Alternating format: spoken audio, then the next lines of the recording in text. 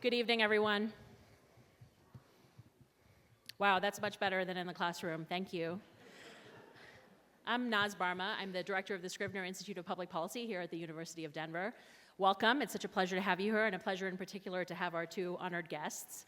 I have a very short couple of jobs. One is to please remind you to please turn off your mobile devices so that we can be sure to respect our candidates and the debate. And my second job is to welcome to the stage our Chancellor, Jeremy Haefner of the University of Denver. Thank you for being here.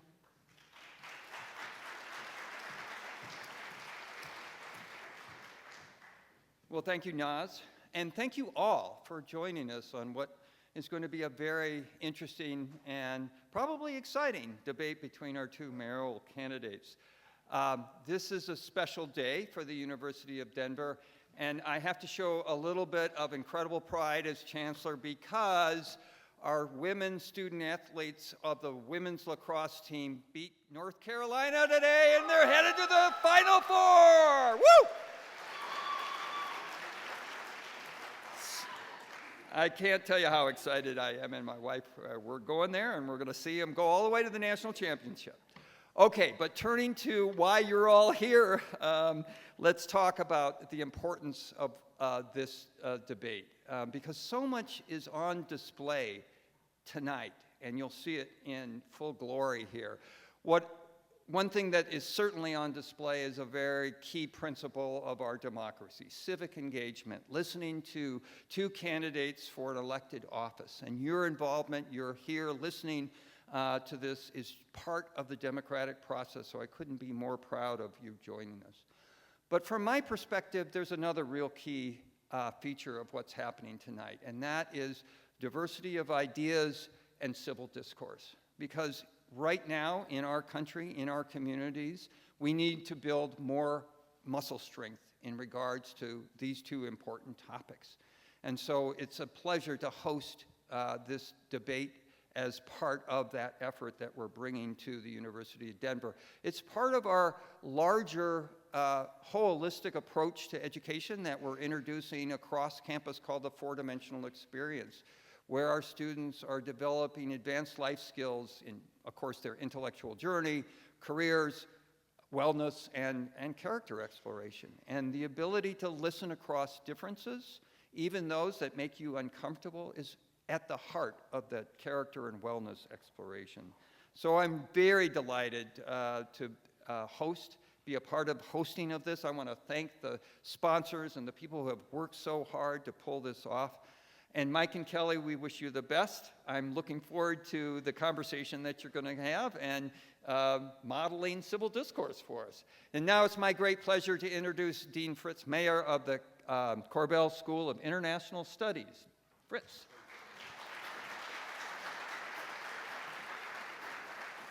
Thank you. And let me add my welcome to everyone. It's great to see all of you here. I want to say this event is a partnership between the Center on American Politics and the Scrivner Institute of Public Policy, both housed at the Josef Korbel School of International Studies, where I'm the dean, along with the Biennial of the Americas, and our media partners, the Denver Gazette and Colorado Politics. You know, with decades of experience seeking to highlight solutions to challenging policy issues at the local, national, and global level, these organizations model the value for our broader society of engaging in constructive dialogue and debate. And as Chancellor Haefner said, this is really a signature, both certainly of the university, but also of the Korbel School, the Scrivner Institute, and the Center on American Politics, this commitment to civil discourse, of which this is really an important example. This is also an important election for the city of Denver. The first open election for mayor in 12 years, so the stakes are potentially quite high. And certainly Denver is a city in many ways very successful, growing, one of the fastest growing cities in the country, but also dealing with many of the problems that come with that growth and success. So we're deeply honored to be hosting tonight's debate, which is bringing together, as you well know, the two finalists for the Denver mayoral candidacy, and looking forward to the conversation this evening. So without further ado, we'll move to that. And let me ask our two candidates to come to the stage, Kelly Brough and Mike Johnston.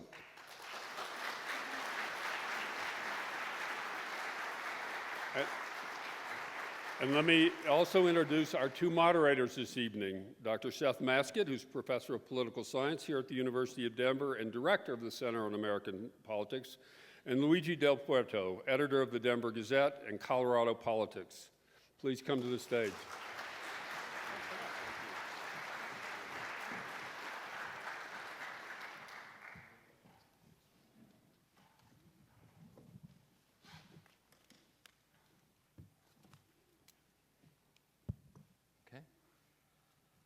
Thank you for that wonderful introduction, Fritz, and thank you and welcome to all of you who are here tonight. We have approximately an hour between the candidates, and we have a series of questions and a lot of topics that we're going to hope to get through. Just briefly to run down the rules, for each question we ask, there will be, we'll give you each 1 minute to answer. The other candidate will get a minute to respond to that. Then, if necessary, the other candidate can rebut that for 1 minute, and finally, we'll allow a 30-second counterpoint if necessary. We had a coin flip just before the debate. Mike Johnston was the winner of that, so he will get the first question, which is very simply, in lieu of an opening statement, we would like to start by asking you about your qualifications. What of your various experiences and qualities qualifies you to succeed Mayor Michael Hancock? Well, thank you, and thanks so much for being here tonight, particularly since we are competing against the Nuggets. You really have a deep love for democracy, so thank you for stating that value. I don't blame you if you check your phone occasionally. If you could just flash us the score, that would be helpful. I think this is a critical moment in the city's future, and what we know right now is that there are some very hard challenges the city's facing, and it's going to require a leader who can both have a big vision to take on some of our toughest problems and can build unusual coalitions and be able to deliver transformational results. And I think that's what I've had the chance to do throughout my career. I started my career as a teacher and a school principal in this city. I spent 2 terms in the state senate and then got to spend the last 3 years running a foundation. But in each of those places, I've had the chance to build coalitions to take on some of our toughest problems. Things like bringing people together to finally get universal preschool done for the state of Colorado. Things like working together to finally be able to make sure we could pass the first in history statewide affordable housing measure to focus on affordable housing and homelessness. Things like helping support my undocumented students who were at my high school, make sure they could get access to college at in-state tuition. Those are hard problems we've solved in the past, and the same kind of hard problems we'll have to solve as mayor that I'd love to do with your partnership. Thanks so much for having me. Same question for Kelly Brough. Thank you so much. I was going to say when we were starting about the Nuggets, if we're on a stage, the Nuggets are playing, but actually we're always on a stage, so the Nuggets are apparently always playing. I appreciate some time with you tonight and to talk about the experience that I think has prepared me for this role. For me, there's no question my background of working for the city. In my career, I've been a legislative analyst for all 13 members of the Denver City Council. I really understand the importance of the legislative branch. But just as much, I've worked on the executive side. I was the head of HR for the city of Denver. And in that capacity, I got to really understand the city team, the culture of the city. I got the chance to deliver the 311 system for all of you. But I also was John Hickenlooper's chief of staff when he was mayor of Denver. And in that capacity, my job was to actually oversee the day-to-day operations of the city, to support our cabinet and our teammates, over 10,000 employees, really focused on delivering results. During that time, I had to balance the budget in response to the Great Recession. And my experience is it's much harder to balance about, oh, really? My time is already up? I thought we had 2 minutes. It went fast. My bad. Trust me, my experience is amazing. I look forward to the conversation tonight. Thank you. I have a follow-up question for each of you. Oh, and I did want to mention we do have timekeepers at the front. There So to keep we you honest. discovered. Yes. So just really quickly, okay? So if you see the orange one, that means you have 30 seconds, and then red means stop. Okay. Question It's called back. experiential Yes. learning. We figured out by going. Question back to Mike. The success of a mayor depends to a good deal on their ability to work with the city council. How do you plan to work with the current city council, particularly on issues like housing and homelessness that would require the city council's actions? Yeah, I think any big problem you're going to take on requires collaboration and it requires building relationships. And so for me, that means the first start is you be able to sit down with those city council members and have conversations, which I've been having over the last few months, about what their top priorities are, what their biggest concerns are, what the things are affecting their district. And when you have those conversations, you find the common ground that you share around things that you want to take on together. And I think that's the path forward. When I first started in the state senate, I remember the first thing I did was asked every single member of the state senate to breakfast one at a time. And the Republicans were very skeptical of what it was I was after. It turned out it was just a chance to build a relationship. And that meant those relationships were what carried you in the times when you had to call on potentially the first Republican senator ever to vote to allow undocumented kids access to in-state tuition. That happened in part because we started a relationship years earlier that carried through to the moments when you get in the hardest policy debates. So for me, you build relationships, you find common interests, and then you use the power of the mayor's office to push on the things that really matter. But to me, you can get the most done when you start by building relationships. And Kelly, same question to you. Yeah, I see the 13 members of City Council as key partners. One, I see them as a key connection to community, being able to work together to identify what are the highest priorities, district by district, to make sure we're delivering results. We would build the budget together so that it isn't what has happened in the last 12 years of the mayor simply delivering a budget and council needing to respond, but actually working in collaboration to build that budget and set priorities. That was my experience when I was Hickenlooper's chief of staff, and I would do it the same way again.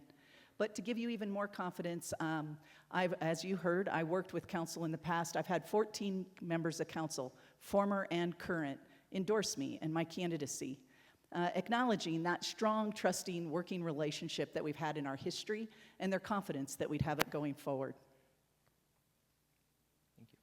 Thank you. Next question is to you, Kelly. As you know, Title 42, that's the federal regulation limiting immigration across the US-Mexico border during the COVID-19 pandemic expired. But even prior to its end, the number of immigrants coming into Denver was already substantial, with nearly 1,000 arriving in the week leading up to the end of Title 42, and more than 10,000 since December. Mayor Hancock said, "We're at a breaking point." Other than asking the federal government to solve the crisis or seeking financial aid, what would you do differently than Mayor Hancock in dealing with this issue? Yeah, first, I think we have to feel a sense of pride about how we've responded to this crisis and this challenge. I volunteered in December at Rudy Park Rec Center and got the chance to meet. We were housing about 350 migrants at that rec center and see firsthand, frankly, what we forget to talk about, and that is exactly why they chose this nation and their desire to create a better life for themselves and their family. Every single person I talk to wants to work, is desperate to work, and frankly, we need them. And I think Denver has spent about $20 million so far trying to address this issue, and I can see why the mayor is saying we can't hold up under the weight of it. The only solution, it is ridiculous, by the way, for us as a nation to say, you can seek asylum, but you can't work during the 18 months or so it takes us to sort out your status. I would find a way to ensure that everyone gets the chance to work while they wait for their status to be finalized. I would work with the federal government to get permission to do it, but I think there's some other alternatives. We could be creative to ensure that it is not the unsustainable situation we face today. Mike, the same question for you, sir. Thank you. Yeah, I was down at the Welcome Center this week talking to migrants and hearing their stories, and I speak Spanish, so I had the chance to listen to them about what that experience was like. And what you'll hear is you'll learn a lot when you sit down with them. One of the things we know is that more than 70% of them are not actually trying to get to Denver. They're all trying to get someplace else. They were put on a bus in El Paso, not necessarily knowing where they were going to end up, and then getting deposited here. So for me, there are a couple things we can do to make sure they get the services they need and we can protect the budget at the same time. One is we can be able to coordinate with border cities like El Paso to talk to those partners and say, all right, if you have folks that are destined for Denver, let's talk about that differently from the 70% of people who are trying to get to Chicago or trying to get to Boston or trying to get to LA. Why don't we help get them directly there instead of needing to pass through Denver? The second is we also can work on this collaboratively as a state and as a region. We did this when we had refugees who came from the flood after Katrina in New Orleans. We were able to collaborate and say, here's how many we can take, here's how many Aurora can take, or Fort Collins can take, and Colorado Springs can take, and here's our capacity for those services. I think those are all critical. And I do think it does require talking to Secretary Mayorkas and President Biden and saying, we expect that these policies will have costs, and we want you to help us carry the cost to make sure Denver taxpayers don't have to do it all alone. Thank you. A quick follow-up question. I'll start with you, Mike, first. The governor of Texas, Greg Abbott, admitted sending a bus of immigrants, 41 of them, and they arrived in Denver. And my question to you is, how do you stop the governor of Texas from sending more immigrants to Denver in buses? I do not have as part of my platform to mobilize the National Guard to invade Texas, in case you were wondering. That is not yet on my strategy.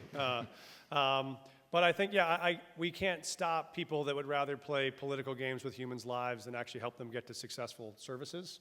But what we can do is refuse to be a part of it. And so that means what we can do is treat those people with dignity when they arrive, help them find access to the services they need, and help connect them to places where they can get them. And I think we can look for willing partners if Governor Abbott is not going to be one. I think there are mayors of some of the cities at the border that want to be partners. I've been to McAllen, I've been to El Paso. Those are communities trying to figure it out. And so I think you got to find the partnerships with those people that are willing to be partners, and the ones that just want to make cheap theater can do that, but we'll actually try to treat people as humans and get them access to services. Thank you. Kelly, same question. I think this is where the federal government is critical, in that we demand, both in terms of priority for reimbursement of cost, that it goes to those cities who are showing up and doing the real work and helping people transition into their lives here. And I think that could be one way there's a consequence. I also think this could be on the ground where we partner in El Paso to help get people where they're trying to get initially, instead of using them as pawns to send around our nation, and frankly costing them more in their lives and costing us more as we try to get people to their final destination. Thank you. My next question is to you, Kelly. Cite one major program by the Hancock administration that you would keep, and why? Yeah, definitely the STAR program. This is a first responder program that sends mental health professionals instead of police officers. And I think what we've all discovered is this is really smart. It's clear, though, from the data. I spent time at our 911 call center looking at the data. We could probably double that program, so not only would I keep it, I'd continue to expand it, because having the right responder to the right issue does two things. Better outcomes in our community, but it also frees our officers up to be at the issues we critically need them to be at today, and we just don't have enough officers responding. Look I'm making up time now. That's awesome. They are here for a purpose. Mike, the same question to you, sir. I think one that I would continue is the My Denver card. I think this was a plan that the mayor put in place to allow students to be able to have one access card that they could use to get access to services all around the city that give them positive and proactive places to go in their free time and make it very simple for them to use. I think we could even look at expanding that to additional services. I'd want to build on that by helping make sure that, in addition to rec centers and others, our young people, particularly those young people in this city who don't have access to resources, those kids who are on free and reduced lunch, would be able to get access to after-school and summer school programming to help enrich their own lives, whether it's finding arts or academics or athletics. We know a biggest part of what's driving the gap in equity for our young people right now is not what's happening between 8 a.m. and 3 p.m. in school. It's the 70% of learning time that happens after school in the summertime, on weekends, places where folks who can pay to try to get their kids into those camps can, but those kids that can't are really losing out on those learning opportunities. So I would want to expand that so that kids across the city have access to those kind of opportunities all the time. Thank you. And for this next question, I just want you to raise your hand if your answer is yes, okay? Oh, wow. Usually we do that when there's 17 of us, but now that there's 2 of us, we can still give it a shot. This is exciting. I can tell you it's much, much easier. Did you or are you actively seeking Mayor Michael Hancock's endorsement? Are you seeking his endorsement? Raise your hand if the answer is yes.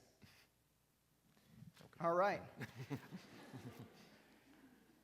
Is there my next question is to you, Kelly. Is there an area you think the city is spending too much, and would you cut that spending?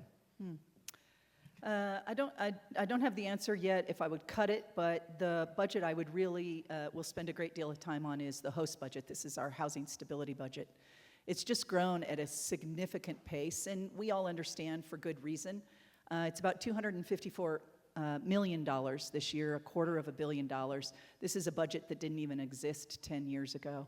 So I would spend a lot of time on it just to make sure, in terms of how we're spending those dollars and the return on that we're having the kind of impact.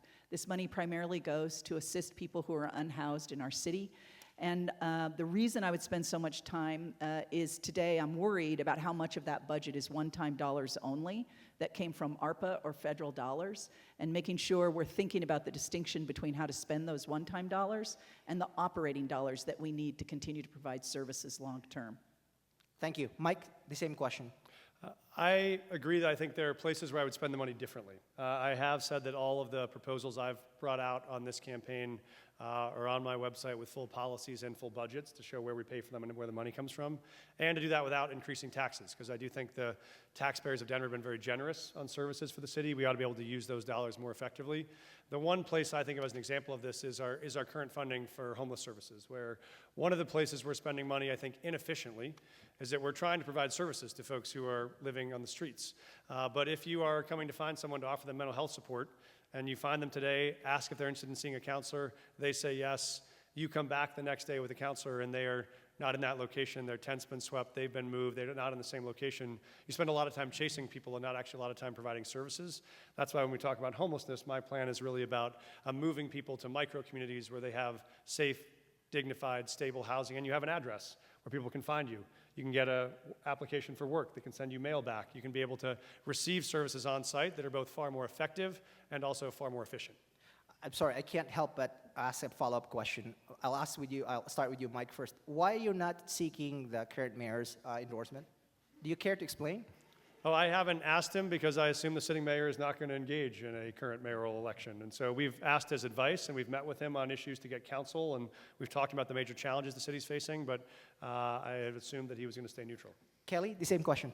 Yeah, I've been briefed by him and his team on everything from the migrant crisis to the budget, but my assumption is the current mayor is not going to weigh in on the race. Okay, thank you. We are pleased to have several students here at the University of Denver who we've invited to ask some questions of you. The first one will be a student who's a master's in the public policy program here. That is Jacob Topping. And he's going to ask a question about housing. Hello. Cool. Thank you guys for having us students here to ask some questions. I think that's a really good thing for democracy. So my question is, what are your plans for addressing the shortage of affordable housing in Denver, and how do they differ from that of your opponents? Kelly, why don't you answer it first, ma'am? Sure. In 1 minute. I'm going to go fast. All right. I think we have to have a range. I'm not going to talk too much about unhoused in this range, but I'll talk about what I would describe more as workforce housing or student housing. So one is, I think we have to address our rental challenge. What you'll see is my administration working with the department, our DHA, Denver Housing Authority, or a nonprofit to look at how we could have master leasing, lower that price of rent to provide assistance. I'm also interested in home ownership because that's how we build wealth in this nation. And frankly, we've taken that away from so many. I will build that housing product on publicly owned land. I got to tour this in Munich. It's a really cool model built on top of surface parking lots that allow people to get back into home ownership. And then I think we also have to have strategies around gentrification. For me, this would be things from how do we make sure you can afford to pay your taxes, and anybody who got yours this last week, this is real. And the second part is being able to build like accessory dwelling units and how I as mayor could help facilitate the building of those so you have revenue coming in on your property. Okay, Mike, same question. Right now, we know that 80% of the teachers and nurses and firefighters who serve this city tonight cannot afford to live in this city. Fundamentally, the people that carry this city on their back are no longer able to make it in our own city, and I think we can't survive in that strategy. And so what I would do is set clear, ambitious goals with a clear plan for how to solve this. I would commit to a goal of 25,000 permanently affordable units we would build over the next 8 years. Here's what that means. That means these units are deed restricted. So if you move into one of them, if you make $90,000, $100,000 a year or less, you can move into one of these units, and you are guaranteed not to pay more than 30% of your income to rent. So that means if you are a first-year teacher coming out of DU and you're making $40,000 a year, in that unit you don't pay more than $1,000 a month. And more importantly, your rent can't go up unless your income goes up. Right now we have teachers every night who are worrying at the end of the month the landlord's going to jack up the rent again, and they're not sure where they're going to go. This provides both affordability and also provides stability, so you don't have to worry each month about your future costs, and I think those are the most important things we have to do if we're going to keep this city affordable. Thank you for that. A related question. So recently, Governor Polis had proposed a sweeping proposal to do, among other things, make more affordable housing in Colorado. Critics had accused it of dismantling local control, but the bill very recently died in the state legislature, even with substantial Democratic majorities. Are there lessons to be learned from that effort at the city level? What can you do to remedy the affordable housing shortage in Denver that he couldn't in a similar situation? We'll start with Mike. So I understand the frustration the governor has because many people had the same feeling, which is why are cities and counties around the state not doing more to move more aggressively to build affordable housing? I spent 2 years on this problem, which culminated in us running and passing Proposition 123 last year on the ballot. We had 260 organizations across the state and individuals that supported it.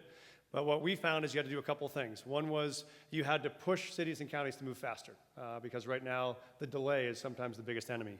That's why we required cities and counties to have 90-day permitting approval processes for affordable housing. The second is you actually have to hold them accountable to building units and delivering units. So we require each city to set a target and hit that target for the number of affordable units each year. And then we put dollars on the table that they can actually use, $300 million a year dedicated to this, so cities and counties have an incentive to draw down those dollars, move projects more quickly, and actually get them up and permitted. What that still does, though, is allows those cities and counties to make the decisions themselves on where they want to add that density. Yeah, they'll have to add density, but that allows local governments the capacity to decide where and how to do it. I think the key is set the big target, inspire them to action, and let them control their local planning. Kelly, same question to you. Thank you. I've been on the board of directors for Habitat for Humanity for Metro Denver for years. Last year I was the chair. And this is a for sale housing product, and it didn't matter what neighborhood we were proposing to build in. We often found a lot of opposition to building an affordable product in our neighborhoods. That's why I think you see the governor saying, are we capable of a city of building in the manner we need to? We know we have to build more densely.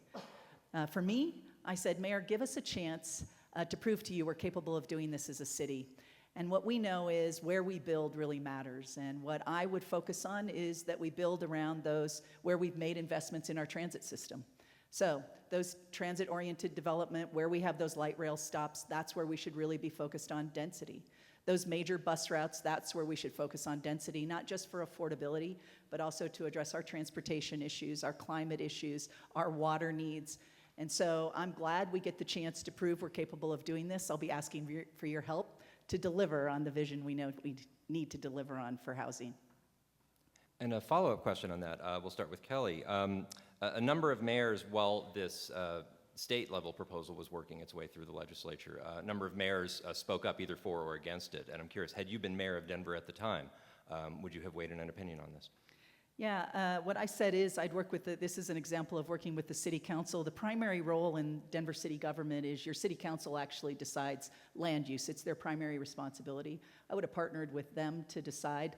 Denver came out in opposition. My guess is even a future city council would probably come out in opposition.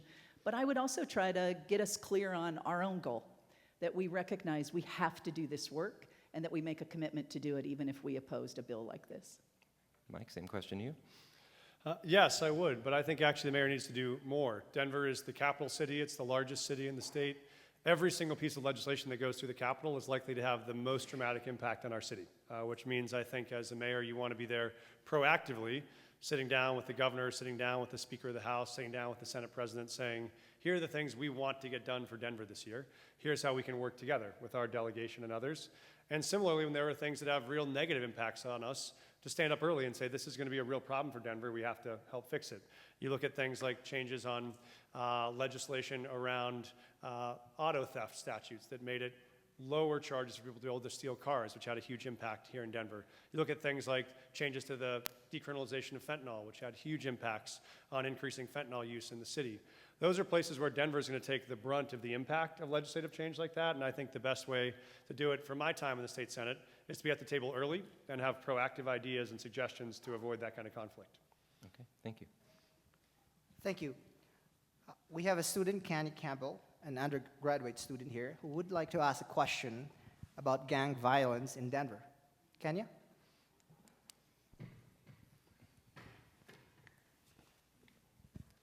Thank you. There's a concerning impact that gang violence has on Denver and the communities surrounding it. Can you explain any plans you have to address this? And Mike, why don't you start first? Okay. Thank you. I've been a teacher, been a school principal, spent a lot of time working with young people who are in the midst of facing those decisions. I had an office up in North Park Hill for 10 years, which is one of the hardest hit gang neighborhoods in the city.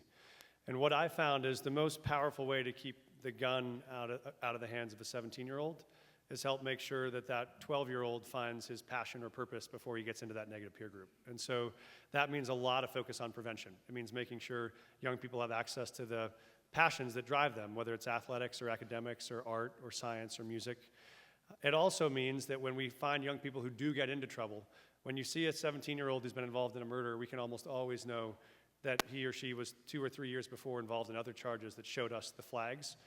When we see those first flags is when you have to provide all the wraparound intervention and supports that young people need. That means counseling, that means support, that means working with their families, working with teachers, working with other adults. We have to be able to really intervene early to make sure we can prevent that from happening.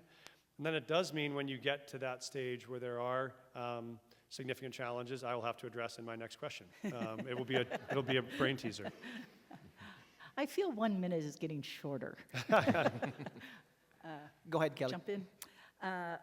I'll just give you an example. When I was chief of staff, the chief of police I was working with came to me one May and said that we were seeing a rise in youth violence in our city, and he was very concerned we'd have another summer of violence. And for those who were here in 1993, you know what he was referencing. Instead of adding officers to the street, what we did was, for the first time in the city's history, we opened our rec centers for free. That summer, we tracked our kids, both committing crime and as victims of crime, and we saw both go down. What you could expect in my administration is every single member of our cabinet, from our Parks and Rec department to our libraries, thinking about what's our role and responsibility to provide our kids meaningful access to opportunities, recreational opportunities, forming relationships with adults, providing a great education, stable housing. Those are the things that we know drive crime. I also want to add, I'm really interested in paid internships and paid apprenticeships. This model works around the world, and I've already started talking with Denver Public Schools about how we could start modeling more what you see in Arupe High School. And I'll tell you more about that later. Kelly, my next question is to you. What would you say today to a CEO to persuade them to move their company to downtown Denver, given its perception of crime? What would you promise them that you would do in your first year as a mayor when it comes to tackling public safety? Yeah, I would say this not just to a CEO that I'm asking to bring jobs and make an investment. I would say this to those that haven't left our downtown yet. And that is, together we can restore the vibrancy and energy of our downtown. And this is critical. Frankly, it's critical for our entire region. The things I would focus on is ending the unsanctioned camping, getting people to safer locations quickly, improving both the feeling of safety and the reality of safety, and being on the front end of an investment like that. Many people like the idea of helping turn around a downtown. It's how we did it in 2009 when I was at the chamber, encouraging businesses to make investment with us, and us together creating space downtown. Today, Union Station is pretty active, but no other part of our downtown really sees that vibrancy. I think with their investment, we can start to create locations where you actually want to be, like we used to have in Larimer Square or pavilions. And I think we could get companies to reinvest in our downtown, bring employees back, and start to build more of a residential neighborhood so it's really vibrant and active. Thank you. Mike? Yeah, I think it's the same message for the mom who told me she brought her 7-year-old downtown to go to a Nuggets game a month or so ago, and then on the way to Union Station, both of them got harassed, and he couldn't go to use the bathroom because there was someone doing fentanyl in the bathroom. And so she felt like a bad mom, saying, was I wrong to bring my 7-year-old to downtown Denver? That can't be the way that downtown Denver feels. And so what I would do is say, hold on, because we're going to take on the two biggest problems that the downtown faces. First is crime, and that means, for me, putting more officers and first responders onto the street. I've said we should put 200 more officers and first responders onto the street, and that means real, authentic, community-based policing. It means you're actually out walking blocks on a beat, talking to neighbors, talking to business owners, answering questions. doing what I did as a high school principal, which is you walk the halls before someone sneaks out of class, because when they do, then you're there to say, oh, you look lost. Let me get you your way back to science class. You need that kind of visibility and presence to be able to give people a sense of safety back in downtown. And by getting people access to housing who are currently unhoused, we know we can change the look and feel of downtown to make sure those folks have housing and stability, and no one has to worry about someone sleeping on your street or your front yard or your business. Thank you, Mike. Undergraduate student Colin Karp would like to ask a question about community-based safety initiatives. Hello. My question is, what are your feelings about community-based safety initiatives such as pairing police officers with behavioral health specialists as a way to improve public safety in Denver? Thank you. Man, you just prefigured my exact last answer. I should have waited because you were already one step ahead. So the short answer is absolutely yes. I think that's what we know works. And when you talk to officers that have been in the force for a long time, they'll say, when Denver used to do a version of that, that was when they loved their work the most. Because you are out shooting hoops with kids in the neighborhood, you're building relationships, you're there for quinceañeras, you're there for whatever the things are that your neighborhood needs you to show up for. So I think that's both a matter of that kind of authentic relationship building with community-based policing, and as you said, it's making sure you're sending the right responder to the right issue. I used to run a school for kids that had serious mental health issues or had histories of trauma and abuse. And what we know is when you have someone who's in a mental health crisis, the last person you want to send is an officer. That's often someone that will escalate that situation more, not de-escalate it. And so I think that means the right responder to the right issue. It also means, I think, calling on and attracting a whole new generation of people who want to do this work of public service, who might be called for a different reason. They might be called because they thought about maybe being a nurse or maybe being a teacher, but actually, no, this is a place I could serve my community in a job where I was called to be a member of that community and really feel like my job is protecting, not policing. Thank you, Mike. Kelly? Yeah, I love your question. So I talked a little about the STAR program where we send a mental health professional, but what you hit on is we have a co-responder program where a police officer is with a mental health professional. But I would even take it further. Today we do have firefighters who are also with mental health professionals and paramedics. All three of those really benefit because sometimes you don't know when you're responding to 911 what skill set you might need. And in real time, we can respond more effectively. So I love the co-responder model. The officers, the firefighters, and the paramedics I've talked with, they also love it because they see the range of skills that can come into play. But there's another benefit.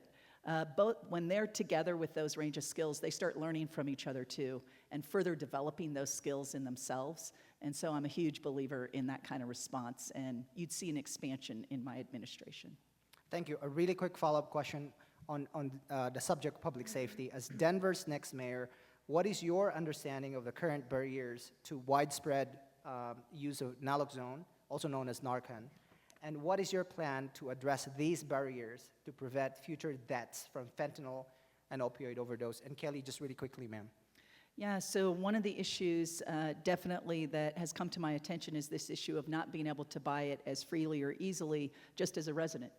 And the examples were even a pharmacist asking, why do you want it? Instead of just recognizing that you have the right to buy it. I think creating this stronger culture that says we expect people to have access to it, and we even could make it more available. And so maybe we take some additional steps of how we make it available, and even city government being proactive about it. Today, every one of our first responders, but I also think we could make sure all of our employees and our team have access to Narcan, and we make it, I don't know how to say, more acceptable, right? Where all of us would expect that somebody close by has it. I look at it like CPR, that we want everyone in our city to understand how to administer CPR and save a life, and I think I try to create that same value with this. Thank you. Mike, the same question. I do think it's really important to make sure there's more access to Narcan. I want to step up one more level, which is to say, how do we get people that need access to other sort of medication-assisted treatment to be able to get more access to that? Because when people are trying to fight their addictions and are trying to get healthy, I talked to a guy a few weeks ago who was in line at one of our shelters waiting for a meal, and he told me he was 2 tours in Iraq, military veteran, came home, got an injury, got addicted to opioids, and was trying to get himself healthy. Still trying to work construction shifts in the morning, so every morning he's got to be on a construction site at 5:30 to pick up a shift.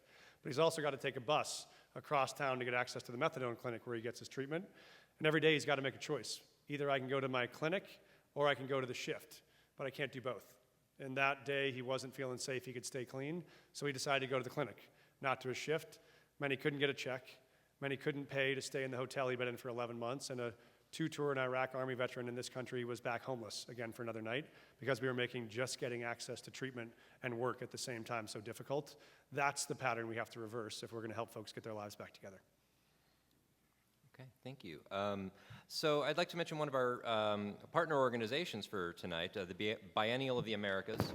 Biennial of the Americas was started in 2010 by Colorado civic leaders with the vision that Denver would be a hub of connectivity for the Americas. Just last month, the Biennial worked closely with the city of Denver to host the inaugural City Summit of the Americas to focus on city-based solutions to some of our most pressing challenges. In the shadow of this, I'd like to ask a few questions. First, under your leadership, what will Denver's global identity be? What does building a globally inclusive city mean to you? I'd like to start with Mike. The best. That's our global identity. I think this is a matter of what I'd love our brand to be is this is the place where there's an incredibly thriving economy. There are diverse industries of all sectors. There are entrepreneurs and innovators that are building and growing companies. And this is also the place that has an incredibly thriving economy, and teachers and nurses and firefighters can still afford to live in that city. I want that to be a city where there's a thriving economy across the city, and we see disproportionately high numbers of Black and Latino and Asian American founders and starters growing those businesses, and we see equity across our neighborhoods. What you don't have is a story of two Denvers, where some neighborhoods are really thriving and others are really struggling. And so I think we want one that is both about excellence and about equity, and that has an idea that if you want to both raise a family or start a business or find a great job in a city that respects all those things, Denver would be the place that you'd come or the place that you'd stay. Okay, Kelly? I love this question. I've had the chance to travel with the Biennial, but on this particular trip, I don't know if any of you heard from the mayor of Bogota, who I found incredibly inspiring. And I'm going to get it a little wrong, but she said something about what makes a great city is a city that basically allows the uniqueness of a human being to come out, to thrive, to be seen and part of that city. And when she went further to discuss it, she said it's not only about the uniqueness of the human being, but it's also about community and that tension that I think cities present. To me, what I would like the world to see Denver as is we're that place that recognizes the value of community and the uniqueness of every single person in our city and our ability to weigh both of those things and ensure both can thrive at the same time. And if you have not been able to see some of how she talks about cities in our future, I'd highly recommend Googling and just seeing some of the conversation. She's incredibly inspiring. Thank you. A follow-up question on this. Obviously related to Denver's global identity is the airport. And I'm curious, what role do you see the Denver International Airport and the airlines who utilize it play in the city's economic vitality and growth? I'll start with you, Kelly. Yeah, this is the third busiest airport in the world. Both as chief of staff and when I was the head of the Denver Metro Chamber of Commerce, part of my responsibility was to try to expand our connection to the world through the airport. I would continue to do that as your mayor. Frankly, this is literally our port, and it's so important for us to figure out how do we make it easy and connected. It is not only an economic driver for the state of Colorado, this entire region depends on that airport in terms of our nation and our success there. I think our priority would be, can we keep competitive with the airlines we have there? That keeps your prices lower. We're one of the most efficient, and we are the most connected airport in the United States for you to get from Denver to another location in the United States with no stops. I think that is important to continue to serve you in our community and to ensure the world can get to us. Mike, same question.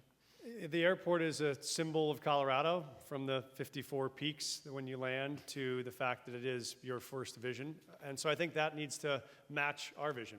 I'd want to think about what can the airport do that is a big, inspiring brand to lead the world. One I think of is, could we set a moonshot goal to have Denver International Airport be the first airport that operates without the use of fossil fuels? That's a big, crazy idea. Hard to get there, but you want to say, we believe we want to both have one of the busiest airports in the world and one that is always looking 10 or 20 years ahead to say, what are the biggest challenges the city faces and how do we try to take those on? And at the same time, you got to make sure every day-to-day experience you have at our airport treats you like the most valued customer there is anywhere in the world. You do not want to have the feeling you had when you went to LaGuardia for 6 years, which is dreading the fact you had to get off at that airport. We don't want that to become Denver, which means we don't want 3-hour lines. We don't want everything under construction all the time. We don't want you having to walk through strange cardboarded walkways to find a way back to your gate. And so I think we have to know how important it is to have your living room clean when folks come to visit. Right now, our living room is not clean. And so I would like to get that done as fast as possible and make sure it's as easy to navigate and that it highlights Denver-based businesses, which I love about the airport. Thank you. Well, from our global identity as a city to DIA, I want to talk about trash collection, my favorite subject. Let's so for get this serious. next question, I just want you to raise your hand if the answer is yes. Is your trash getting picked up on time every week? All right. My first question is follow-up question is to Kelly then. What would you do in your first year to ensure that the garbage outside is actually collected on time every time? Yeah, listen, we went from not paying, right, for a trash fee, and then the minute we all started to pay, service got worse. That's a challenging moment for a city to be in. Today, I think we have a couple of issues. One is the city has extended to contractors to assist with the pickup. I think if we are going to contract out some of this work because we're struggling with having enough workers, then we have to be really clear about the routes, the expectation, how we pay for that service so you can count on it. My experience is we can pick up your trash every single time on the same day of the week. You can actually put your calendars based on that. And I think we just have to get back to it. I think some of this is not only we probably have a shortage of workers, but I think some of it is also just the expectation of making sure we're clear about our expectation to serve you and prioritizing our customers in every single thing we do. Thank you. Mike, the same question to you, sir. I would, in my first year, use the same strategy I'm using currently, which is assign my children to pick it up. That's my best path.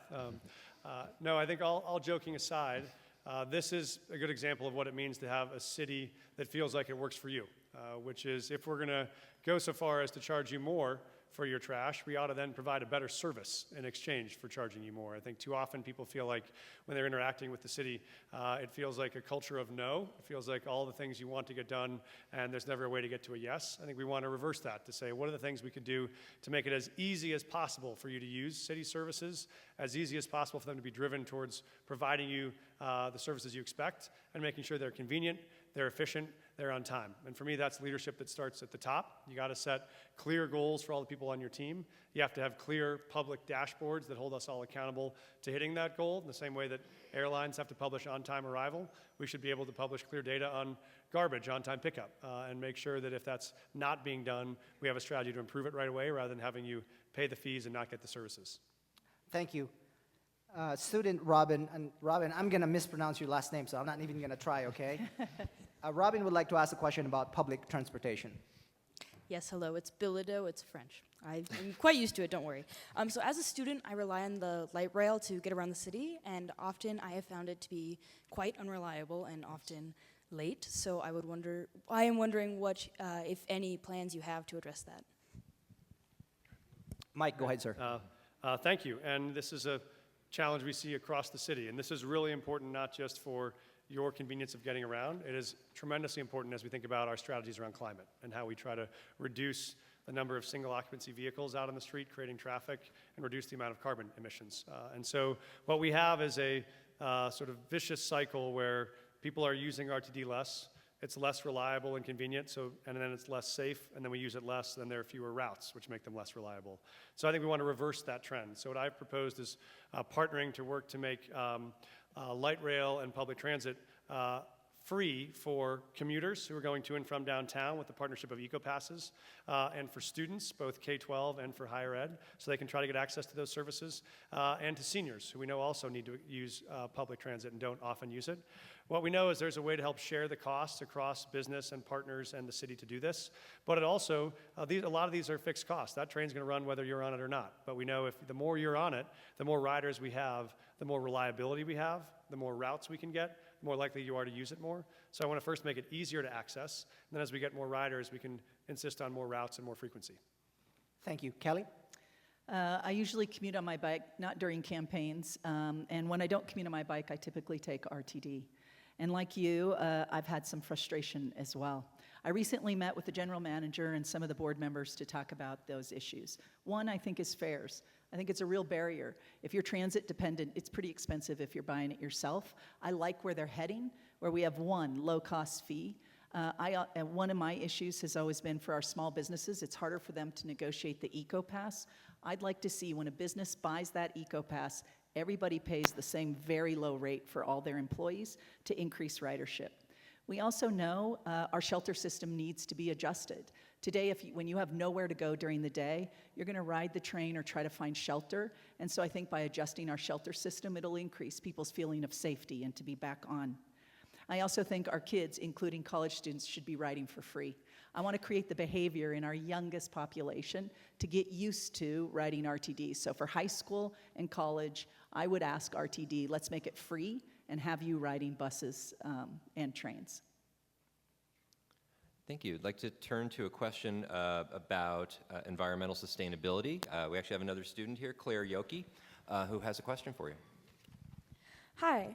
I was going to ask a question about your priorities for environmental sustainability and the environment. More specifically, how much difference can a mayor of a mid-sized city make on a global issue for CO2 emissions and climate change?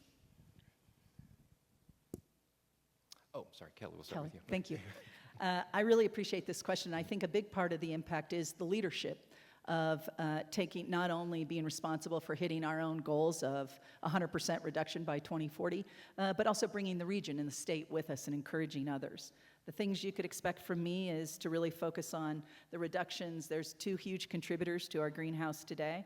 So our transportation, which we just talked about, but also our commercial buildings. How can we electrify and transition in both of those areas? But I also think we have to focus on water conservation. The Colorado River is one of the most distressed waterways in North America, and we have huge responsibility around helping address that, but that's going to include 9 other states as we do that work. And then for me, the priority is equity. Where we make those investments, I think, is critical, and I commit to 50% of the investment in our transition to climate and improvements go into the communities who've been most negatively impacted in our history. And that also provides them the benefit of saving the money and the resources as we electrify homes. And my time is up.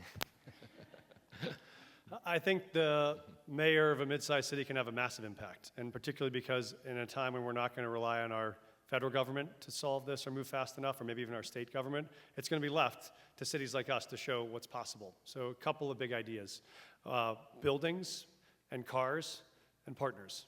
On buildings, we know what we can do is move aggressively to take buildings off of fossil fuels, off of gas, instead convert them to electric sources for heat and for air conditioning.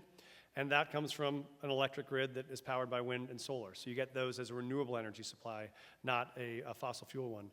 The others are partners. How do we actually push the other partners that operate in the city? So yeah, we should get all of our fleet vehicles in the city and county of Denver to be electric. I won't buy any new fossil fuel vehicles as mayor. But the other is you can push partners to do the same. For instance, back to the airport. We could require every single one of our rental car partners at Denver International Airport to have all electric fleets. Hertz is doing it right now. We could be, again, the first airport to say, wow, when you land in Denver, every single car you rent is electric, because that's part of the values of the city, that's part of the culture, and you see it everywhere you go. Okay. I have a question about Denver's workforce. Colorado in general, and Denver in particular, has a highly educated workforce, but one that has been largely raised and educated in other states. And I'm wondering, what can we be doing to develop Denver students for the needs of today's workforce? And Mike, I'd like to start with you. So a couple things. This is going to be hard in 60 seconds. One is we can do a better job of educating our own young people to be able to get ready and trained. That's a function of partnering with our school district. We also can realize that in the world of today, it's not going to be a scenario it was for our parents or grandparents, where you graduate from high school at age 18, you get a job, you keep that job for 45 years and then retire. Many of you all will have 10 to 12 careers over the course of your lifetime. That means the ability to move between careers as you grow is going to be key. And that means education as a lifelong learning enterprise is going to matter. So one of the things I'll do is make it easier for people who want to change careers or want to upskill to find a new career at 25 or 35 or 45, be able to come back and get that training without having to have a huge cost for that training up front, not knowing if you'll get a job at the end.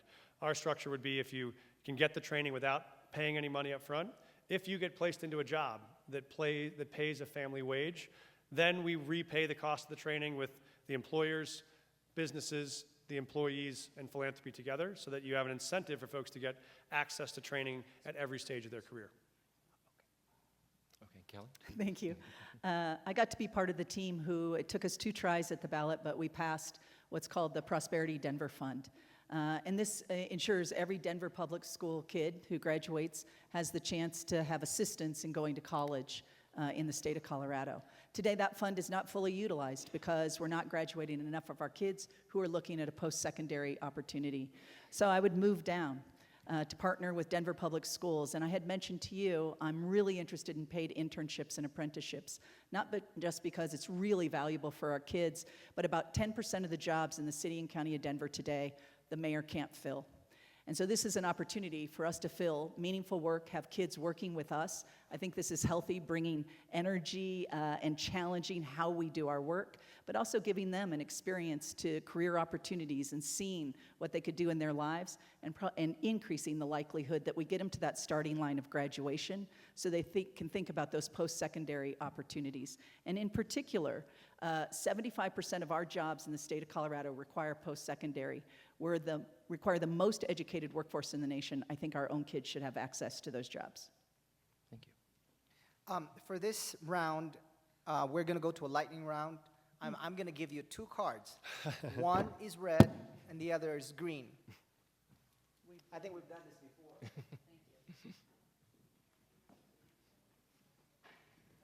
It feels good. Now, how does it feel to you? Yeah. So, simply hold up your card. Yes for green and red for no. Would you hire your opponent to serve in your administration? Let the record show. Let the record What'd show. you say? Yes. What did you say? Oh, I said, let the record show. Yes. Oh, yeah. Would you personally stay beyond midnight in downtown Denver? I think beyond midnight? Yeah, beyond midnight. Yeah, like, what am I doing? Whatever. You make it sound so bad. Pick an activity. Do you support banning all flavored tobacco products in the city? Oh, wait. Do I Do I support Do you support support banning? Banning, yes. Yes, sorry, Yes. sorry. It's almost a double negative. Do you support arresting homeless people in encampments if they refuse to live and if they refuse to get help? Only if their life is in danger. And final one, would you organize a bus ride of immigrants to New York or Chicago or Florida, maybe? Do they want to go there? I would only Hold up your card. I would only No, send no. people to places they want to go. Yeah, I mean, If they are Let's assume that they want to go there. Would you pay for it, I guess is the question. oh, to send them to Would places you have the they city want pay for it? to send them to places they want to go that are their Places they want to destinations. go. Yes, I would. So again, the city you would, as mayor, pay for their transport to a city that they like, whether it's Chicago or New York or, pick Yeah, the pick any city's one of doing those. that. The city's doing the that every city's day doing right that now. today. Yeah, Yeah. Yeah. I would try to get them where they're trying to go. perfect. And with that, I think we are at the end. Again, thank you to everybody who have been so patient. I went by really fast. I guess that was our closing statement. And we want to give Kelly and Mike really quickly closing statements. 1 minute. 1 minute each again, and we will start with Kelly. Oh my goodness. Every beautiful thing I have in my life is because I chose Denver as my home. And we know we're not living up to our potential today as a city. And while I've never run for office before, I have run the city. And I feel confident that I could do it again. I think maybe as a first-time candidate, what's been most meaningful to me are the people who've come forward and endorsed me and said, we too think you can do this job and we want you in our leader to be our leader. Like former Mayor Wellington Webb or former Representative Wilma Webb. Former Governor Ritter from the state of Colorado. The Greater Denver Ministerial Alliance representing over 40 black churches in our city. Our almost 1,500 police officers, firefighters, and deputy sheriffs. 14 members of the Denver City Council, former and current. 7 mayors in the metro area who've said, we agree with your homeless plan, that we work together as a region to address these issues. Now I'm asking you to endorse me as well, to vote for me, and together we begin to address the challenges before us. I would love to work with you. Thank you so much for your time tonight as well. Thank you, Kelly. Mike? Thank you all so much for being here, and thank you so much for the students for your leadership. This is a moment to dream big for Denver, again. There are some real challenges that we face, but this is a moment to think about what this city can become and what we can build over the next generation to inspire a new generation of leaders to find their own dreams. When I think about the vision for what Denver can be, I want a city where you can, on any night like tonight, go downtown, sit on a patio in a bar, and bring your kids or grandkids and have them play outside in the streets behind you and never once worry about their safety. I want a city where you can take that grandkid to school and drop her off into the arms of a kindergarten teacher who swoops her up and gives her a giant hug, and you know that kindergarten teacher can still afford to live in the very neighborhood where your kids live. And I want back a city where you can walk through any neighborhood, any time, a day or night, and not have to see that anybody in this city has to sleep on the streets. That is possible for this city to build. That is what's at stake over the next 2 weeks, is the vision to take on what we know our city can be, to build a broad coalition of people who believe in that possibility, and then to get to work, to stay at it every single day until we deliver on that dream. That's what I want Denver to be. That's what I'd love your help in making Denver become over these next decade. Thank you so much. Thank you both. At this point, I want to ask Vince Bisdek, the executive editor of the Colorado Politics, the Denver Gazette, and the Colorado Springs Gazette, to give us closing remarks. Can I borrow yours? Oh, yes, of course. Thanks very much. Thanks for being here. Again, I'm Vince Bisdek, executive editor of the Gazette family of newspapers. I just want to say final thanks to our candidates, Kelly Brough and Mike Johnston, for being here for this forum. I feel like we met the Chancellor's call for civil discourse tonight. I appreciate that. I want to thank our moderators, Dr. Seth Maskett and Luigi Del Porto. And I want to thank Chancellor Hafner, Naz Barma, and Dean Mayer for hosting us here at DU tonight. And most importantly, I want to thank our audience members for their presence and participation tonight. You are all a precious reminder that we can't take our democratic traditions for granted. Politics is not a spectator sport, but rather one best practice. We believe face-to-face, constituents to candidates. Thanks for helping keep this essential American dialogue alive, and the Nuggets are behind by 1, so we need to go cheer them on. Thank you very much.